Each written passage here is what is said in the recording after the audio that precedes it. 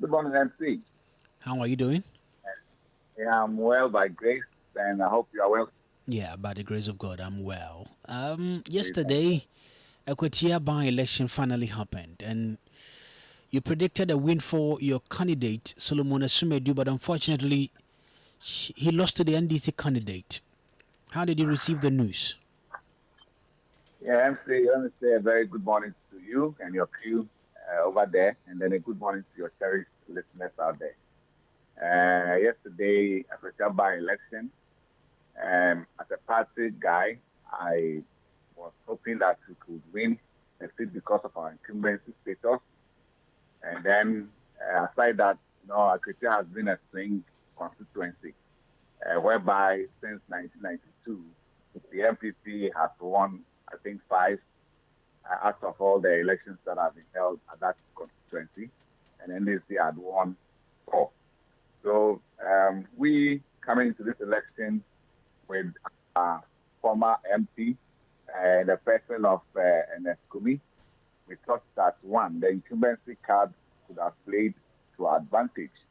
And then, as Ghanaians, when we experienced such an unfortunate incident in our party, we thought that Akwatia people were going to at least honor and Eskumi, who hails from there, and then do us, goodwill. However, this is politics, this is election. Going to every election, you need to have this mindset that either you go in to win or to lose.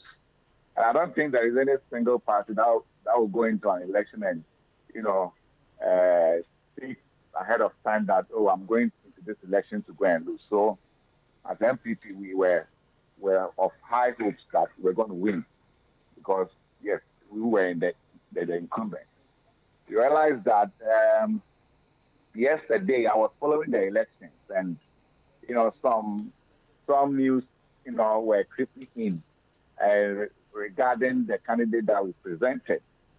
Um, One of the things I heard from I think the constituency, is it treasurer or no, communications officer on social media was that the, the delegates there and the people of Akwatia had wanted Amase to represent the party. I think this is a very serious concern.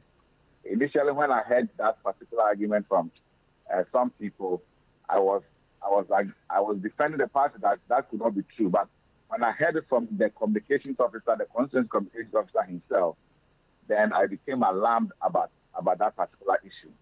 That the people were calling for Amase to represent them. Yet the party, did not, heed to that. I hope this wasn't true. The argument was that the Amase lady is affiliated to Honorable Kennedy Japan, and for that matter, some party groups, insisted on bringing this particular young man Yeah, Sumedu. and to represent. What's the name? Solomon Asumedu. Solomon Sumadi, yes, to represent them. And I think it's one of the main reasons why the people of Africa did not honor our request on them to replace and to with our candidate. And MC, I think it's about time we speak the naked truth to our party, especially the next. I'm being very, measured in my delivery this morning. We need to speak the truth to our party like that. I was telling some people yesterday on TikTok that look, we started doing certain things since the time of John Boadu, our former general secretary, whereby sometimes there will be parliamentary primaries and a party will take a standard where we have orphan constituencies. We are not going to allow anybody to contest a particular candidate. Where we have female candidates or female aspirants, we are not going to allow anybody to contest them. That particular gesture, I would say, is an archaic way of doing politics. We are in the 21st century, for Christ's sake. We are in democratic era, and democracy has advanced. I mean, particularly in Africa now, not like before. So where this particular showmanship, we will not allow that taking an entrenched position that we have a female candidate. We are not going to allow anybody to contest. When that thing started coming during the time of John Ward, I, for instance, personally had issues with it. But you realize that the party, top hierarchy will keep mute and watch and allow such things to go on. In this era, 21st century, the Jay-Z era, where the youth don't have taste for such things. The taste of the youth is different now. They want real action. They want results. So what was wrong for us to have conducted a parliamentary primary in Akwatia for the people to have chosen their preferred candidate to go and represent us? And look, this is the second time they are doing this to Amase. We should be careful. If Amase has the ground in Akwatia and we keep, sidelining her, maltreating her, malhandling her political, ambition, what if one day he decides to quit the party and join a different political party in Akwatia? What will happen to the fate of NPP in Akwatia? This is the problem. I congratulate NDC because, look, NDC has matured in their political staff these days, far ahead of NPP. Our party top hierarchy, the NEC, the General Secretary, and his group over there are just serving the NPP party. They are disturbing the party. If I must say, if I have accused them that I think our research department is not functioning because a political party that went into a general election, a very crucial general election, where we named it or dubbed it like as we're going to breaking the eight, and you went to such an election, you couldn't break the eight, you lost woefully, and you have a by-election like Akwatia where you were occupying that seat, and you couldn't conduct a research to know which candidate the people would prefer before you file in for that particular contest. The executive said there was broader consultation before Asumadu was selected to lead the party. You don't think so? I don't think so because what is coming up from Akwatia, from the mouth of the communications officer himself, this is a communications officer, a constituency communications officer. You can't tell me he has no proof as to what he was saying. He's a communications officer, for Christ's sake. And trust me, I feel that, internal politics, where the power lies in the base, because that's where we have the majority of the delegates. The polling station officers are more than the constituency executives in every constituency. When you put all the constituency executives, the polling station officers together, they are more than the NEC over there. So if you are a political party and you want a healthy political party to run, you give, respect to your base. You listen to them. You listen to their argument. You listen to their resentment. You don't just take decisions when you've not considered what they are thinking, their emotions, their feelings. People will support a political party uninduced when you treat them with respect. They go to campaign, to do door to door, house to house. Sometimes they would have to visit people's farm, go and be helping people with their, jobs and little activities in their homes to get votes. You, the NEC, I've never seen a NEC, officer coming down to a village like where I know to go and campaign continuously for like a month. They will just go there one day, do a rally, and then ride their VH back to Accra. Those who do the actual job are those at the grassroots, the delegate, the 555 people who are around the party down there. So if you are going to such a crucial election and you not, you have no touch with what they are thinking, what they want, and you present a candidate on the fact that we did a broader consultation. Which broader consultation went on? With who? Which people? Then how come a whole communications officer is not telling us that the people preferred Amase, yet because of a particular candidate to have his way, what about those who argue from the point of view that the reasons that contributed to the NPP's loss in the 2024 election are still lingering in the minds of many Ghanaians, reason why it has extended to this particular by-election? I don't think that is it. It might be one of the factors. It might contribute a very minute, percentage of should I say, to the reason why we lost. Very minute, very, sometimes insignificant. Look, what makes a political party attractive is how you manage your internal staff in that particular constituency. People love the party. Akwatia people love the NPP. But for some time now, consistently, our leaders have mismanaged the party at the base. They don't give a damn to any power base of the party. They don't listen to anybody. They go and sit and take a decision. You will get about half of them even at the neck, almost half of them even at the neck, taking against a particular decision. They will still go ahead and implement it. You will get some of the party officials at the neck level telling you that this particular decision we're not in support of it. Then they will quickly run and hide behind majority, carry the vote.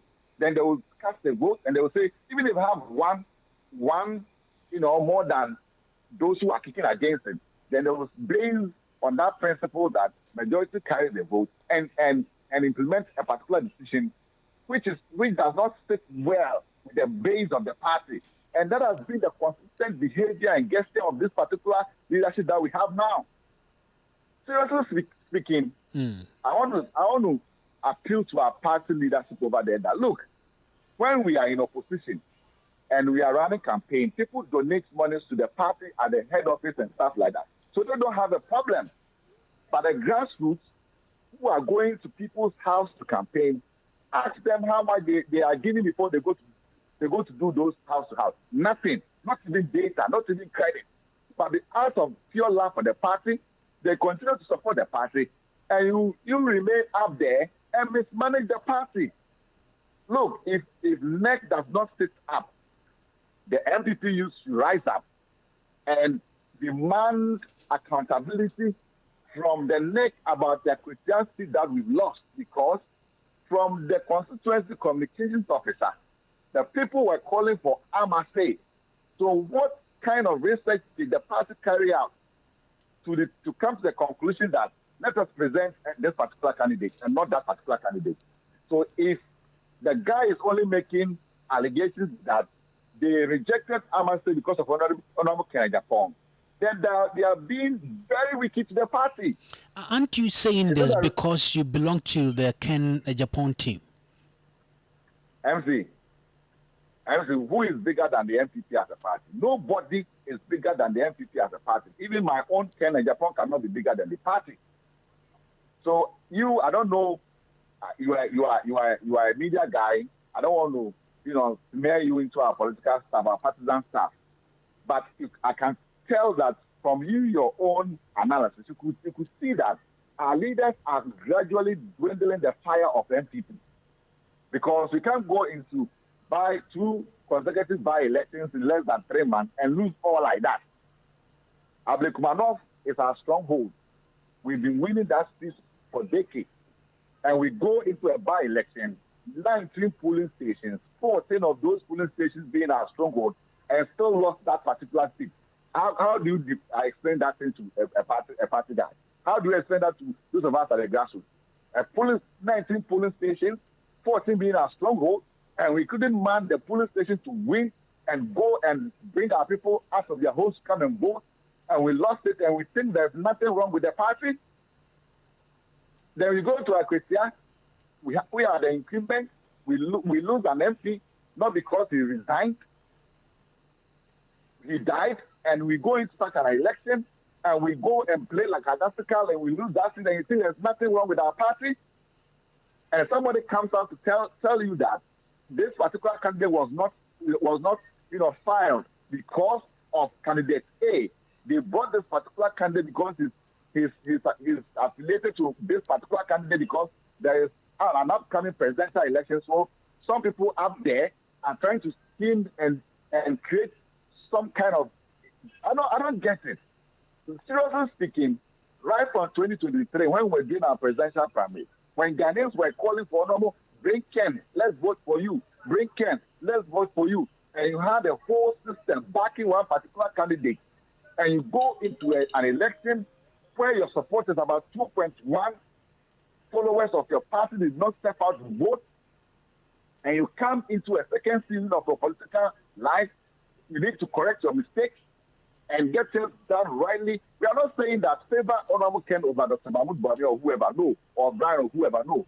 Play a fair card so that everybody will, will go into a very transparent, fair, balanced electioneering proceedings so that whoever wins, we will not hear the emotions of the base where they will tell you that we are not going to vote because you scheme things against this particular candidate. That is what caused our downfall hugely in 2024.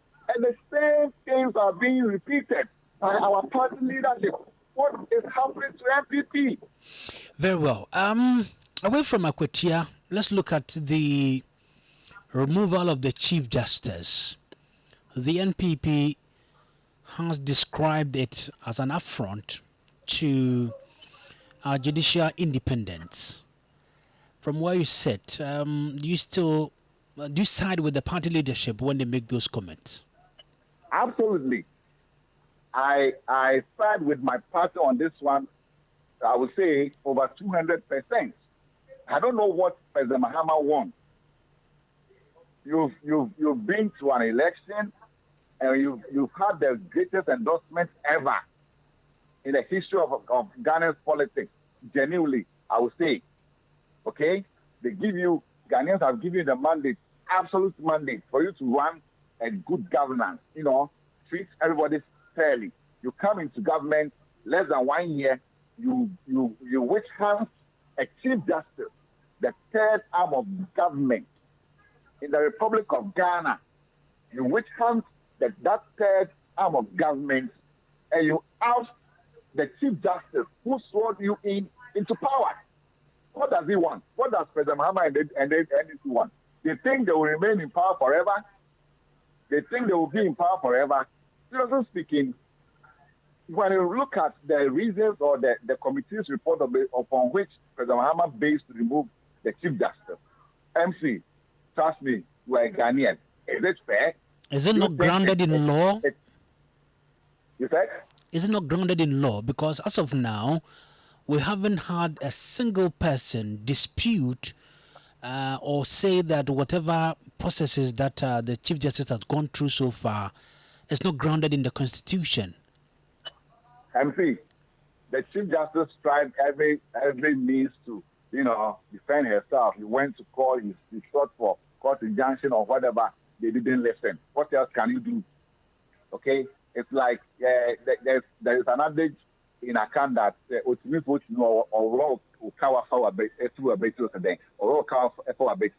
so this one, President Mahama is bullying the woman. I would describe President Mahama as a bully in this one because it's like the NDC, President Mahama, they decided to, take things in their own hands. They don't care about what the law says. They don't give regards to what the Constitution says. So even if you go and quote whichever law, they've become, dead ear. They don't want to listen. They don't want to pay attention to any law. They are not dealing with the law. They are dealing with their emotions. They are being sentimental. They are just witch hunting because they had that presetted idea that if we happen to win power, we are going to remove you. So that is what they are bent on doing. Nothing will change their thinking. So I'm only looking at how Ghanaians will see President Mahama, whom we thought is going to be, he's going to run his last term, like a statesman, genuinely, like a father, and go in peace and leave a good legacy for the NDC party, probably for his kids, who want to be politicians like him. I know they are you worried? Are you worried that aside the NPP, there isn't any other group or individuals who are fighting for the Chief Justice? That is, I've seen so on social media where when you say that there isn't any individual who is fighting for Chief Justice, I intend to disagree with you because if you go on social media, you see people commenting, and you can't tag those people as being NPP. No, they are all Ghanaian. I've seen a couple of comments on social media, various social media handles, disagreeing with the president and the decision by the government, So that tells you that some Ghanaians are out there complaining. If you've not heard people on radio or TV, complain doesn't mean people are not complaining. I've met a pastor who has complained on the issue that I think the president has gone too far to touch the Chief Justice. People are complaining, just that most of these people are not on radio or on TV, or perhaps the media, those who call the shots on media, have not given it attention. But it is what it is. All we know is that President Mahama has withheld the Chief Justice, probably the judicial department of the country. And that is a bad example that will be in the history of Ghana. Okay? So what we are saying is that there wasn't any need for President Mahama to go after the Chief Justice. After all, we are working with the law. If the Chief Justice doesn't want you to be president, you won. And at the end of the day, she's running in. And whatever is going to happen under the premises or the auspices of the law. She can't do anything to your presidency. She has no power over you because you are still the president. So what else did you want from her? So all that we are saying is that, in fact, that decision is highly unacceptable. It's unfortunate that you complain, you talk a lot, but you can't do much about it. You just have to watch on, because probably 4 years will come and we'll go to the polls and Ghanaians will look at some of these things and decide. And I'm sure Ghanaians are beginning to have a second look at President Mahama as a person, and then the NDC as a party probably, and their government, in leadership. This is going to inform Ghanaians what they should do come 2028. That is why I'm calling on my party to stop this bias play and then this, should I say political gymnastics and staging and settings, and be serious as an opposition party. We are gradually losing our seats. Who knows how many by-elections are going to run within the 4-year span of this particular government. So if the party continues like this and we keep losing our parliamentary seats, we don't know where it will end up. So the next should sit up. The next should, go back and do sober reflections and listen to the voice of the masses down here. We have the numbers. We make NPP to become a government. You get it? Plus some, few percentage of floating voters in the country. So they should listen to the voices of the masses before they take certain decisions, and that will help the party. President Mahama is bent on removing some officials. I mean, you remember, somewhere February, the Chief Justice sanctioned that all appointees, I think, before January or something, 2025, to be revoked, about thousands of them. And indeed, they executed that. I know colleagues of mine who were working at NADMO, some of them were working at National Health Insurance, the new offices that were built and opened by our government. They came and they've sacked all of them. That is what they know what to do. All right. They forgotten that all these people are all we'll have to Ghanaians, end it here because of our time. And what President Mahama is after. Nothing really new. All right. Thank you so much for your time this morning. Let me conclude on this note, I beg. Okay. There is nothing really new, okay? But they shouldn't forget that they are less than 1 year in their 4-year, tenure. So they should relax. There are certain things you begin to do, and you begin to cause the dissatisfaction of Ghanaians to fall on you. So please, NDC should relax. By my party, humble appeal to JSK and his team. They should go and do a sober reflections on the things that are happening in our party and get things corrected. And I'm sure by the grace of God, if we elect a good candidate like Honorable Kenohine Japan 2028, we shall get power back from the NDC. Thank you very much for this morning. I'm grateful for your time. His name is